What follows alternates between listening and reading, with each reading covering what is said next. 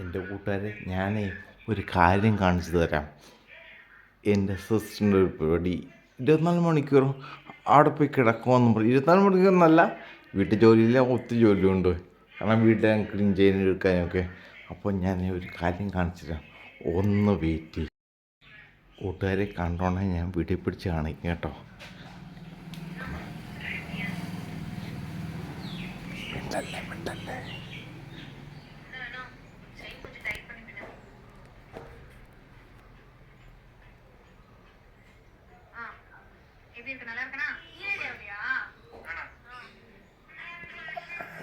ചേച്ചിയമ്മേ എന്തെടുക്കുവാ?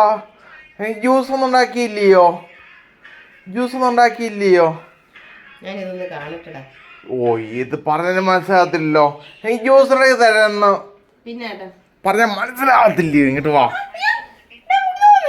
ഇങ്ങോട്ട് വരാമെന്ന്. ജ്യൂസ് ഉണ്ടാക്കി എത്ര നേരമായത്?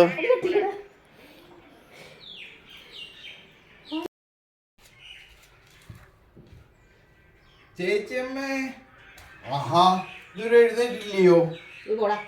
എനിക്കറിയാൻ വയ്യ. എണീറ്റ് ഇങ്ങോട്ട് കൊണ്ട് പറയുന്നത് കേട്ടെ. എന്നെ ഞാൻ ചുട്ടുകുട്ടി എടുക്കും കേട്ടോ. ഞാൻ വരുന്നില്ല.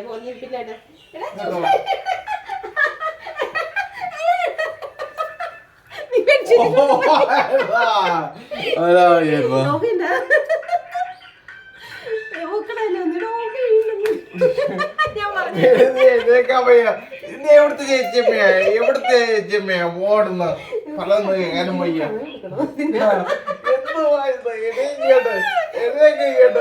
എനിക്ക് വയ്യ പിടിക്കാനൊന്നും ഒന്നാം വയ്യായിരിക്കുവോ? പെട്ടെന്ന് ഉണ്ടാക്കത്താ. ആഹാ, എന്തായാലും നിനക്ക് ഇന്ന് ഞാൻ ജ്യൂസ് ഉണ്ടാക്കി. ഞാൻ കിടന്ന സാധനം എടുത്ത് കളഞ്ഞിട്ട് നിനക്ക് ജ്യൂസ് ഉണ്ടാക്കി ഞാൻ തരുന്നില്ല. ആഹാ, അങ്ങനെ വാശി കൊള്ളത്തില്ലല്ലോ. ഉണ്ടാക്കുന്നില്ല ഇപ്പം. വെറുതെ ഞാൻ അവിടെ കിടന്നിരുന്നേ. ഞാനിത് എടുത്തു കൊടുക്കത്തൊന്നുമില്ല. കുറച്ച് കഴിഞ്ഞിട്ടേ ഉണ്ടാക്കുന്നുള്ളൂ. ആഹാ,